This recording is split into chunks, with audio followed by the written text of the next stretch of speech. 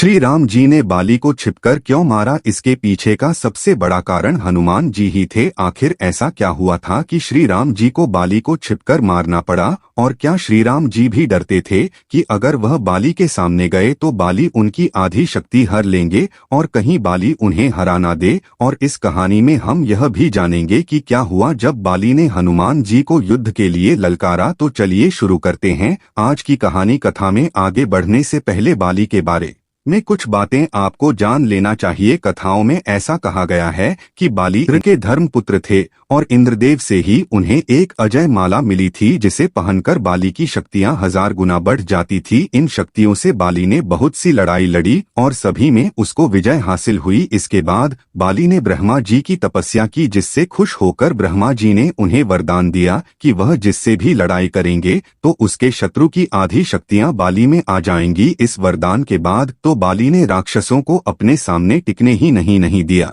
और हजारों राक्षसों का उन्होंने वध किया। एक ओर जहां बाली अपने पराक्रम से अपनी शक्तियों का डंका बजा रहे थे, वहीं दूसरी ओर रावण भी उसी समय असीम शक्तियों का मालिक बन चुका था और तीनों लों में तबाही मचा रहा था। रावण का सामना उस समय कोई नहीं कर पा रहा था। रावण को अपनी शक्तियों पर बहुत घमंड था। उसको लगता था कि उसके सामने कोई नहीं टिक सकता। जब रावण को बाली के बारे में पता चला तो वो रावण अपनी शक्तियों के अहंकार में बाली से लड़ने की शकी चला गया, पर रावण को यह नहीं पता था कि बाली के सामने जाने पर उसकी आधी शक्तियां बाली में समा जाएगी और रावण किष्किंधा में जाकर बाली को लड़ाई के लिए ललकार लगा। रावण की ललकार सुनकर बाली बाहर आ गया, जिसके बाद रावण ने बाली को युद्ध के लिए चुनौती दी। बाली ने रावण की चुनौती स्वीकार कर ली और इसके बाद दोनों में भयंकर युद्ध शुरू हो गया। लेकिन बाली को मिले वरदान के कारण रावण की आधी शक्तियां बाली में समा गई, जिससे बाली ने रावण को युद्ध में हरा दिया। इसके बाद बाली ने रावण को अपना बंदी बना लिया। रावण से जीतने के बाद बाली को अपनी शक्तियों पर बहुत ज्यादा घमंड हो गया था और अपनी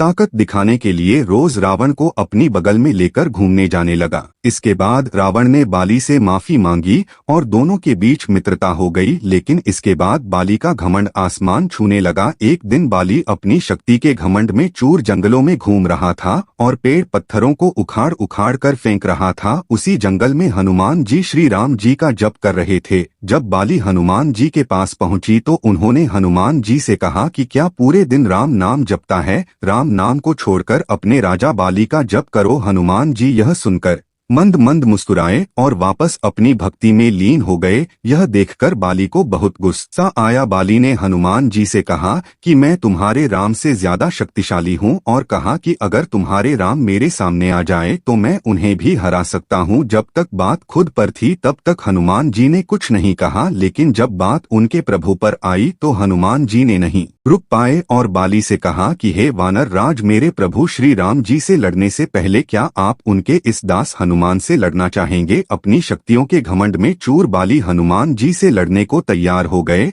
और बोले कल भोर होते ही हम युद्ध क्षेत्र में मिलेंगे। यह कहकर बाली अपने कक्ष में चले गए और हनुमान जी वहीं राम नाम जप में लग गए। जब ब्रह्मा जी को इस बारे में पता चला तो वे हनुमान जी के पास गए और हनुमान जी से कहा कि वो यह युद्ध ना करें। हनुमान जी ने ब्रह्मदेव जी को नमस्कार किया और बोले कि हे ब्रह्मदेव, जब तक बात मेरे तक थी तब तक मैंने कुछ नहीं कहा, लेकिन अब बात मेरे प्रभु पर आ गई है, मैं यह लड़ाई अवश्य करूंगा। यह सुनकर ब्रह्मदेव जी ने हनुमान जी से कहा कि हे हनुमान, ठीक है आप युद्ध करो, लेकिन कल युद्ध में आप अपनी शक्तियों का सिर्फ 10वां हिस्सा ही लेकर जाएं, बाकी शक्तियां श्री राम जी के चरणों में छोड़ जाएं और युद्ध के बाद वो शक्तियां आप वापस ले लेना। हनुमान जी ने ब्रह्मदेव जी की बात मान ली और अगले दिन युद्ध में अपनी शक्तियों का सिर्फ 10 हिस्सा ही वह अपने साथ लेकर गए। बाली ने सोचा कि हनुमान एक छोटा सा वानर मात्र है, इसे तो मैं इसकी बिना शक्तियां लिए ही हरा दूंगा। और दोनों के बीच युद्ध छिड़ गया। हनुमान जी जब लड़ाई में विजय होने लगे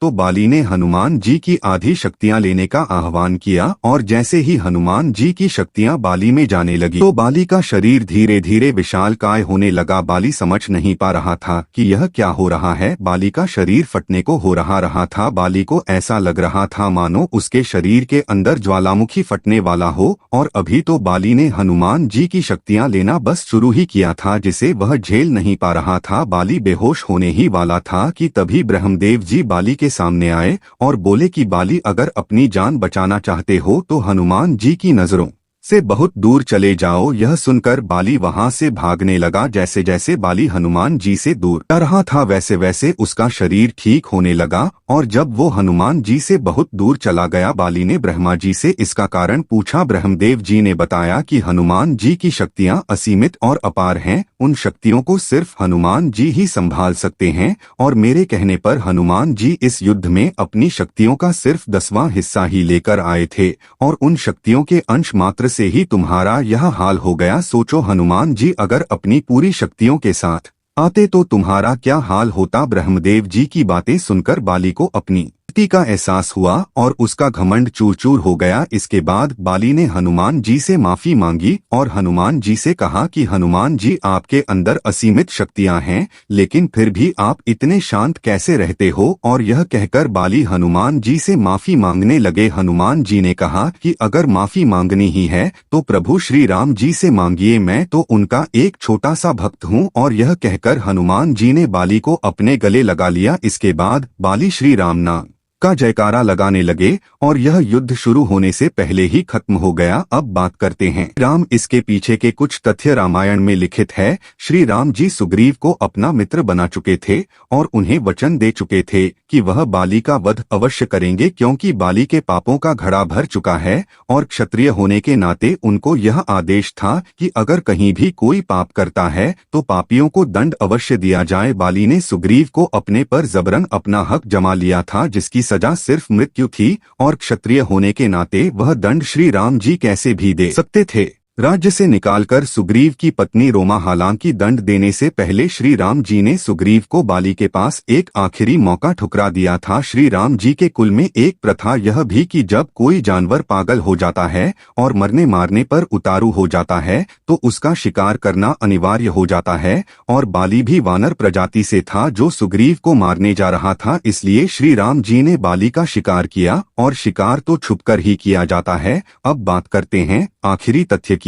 अगर श्री राम जी बाली के सामने आ जाते तो बाली को मिले वरदान के अनुसार बाली श्री राम जी की शक्तियों को अपने अंदर लेने का प्रयास करते, और जैसा कि आप सब जानते हैं कि श्री राम जी के भक्त हनुमान जी की क्षण भर शक्तियों से बाली का शरीर फटने को हो गया था, तो श्री राम जी तो स्वयं नारायण भगवान थे, और अगर ऐसा होता तो बाली उसी वक्त मर जाता। ब्रह्मा जी के वरदान की लाज रखने के लिए श्री राम जी ने बाली को छिपकर मारा था। तो बोलो जय श्री राम। और अगर आज की कहानी आपको अच्छी लगी हो तो लाइक, सब्सक्राइब और कमेंट जरूर करें।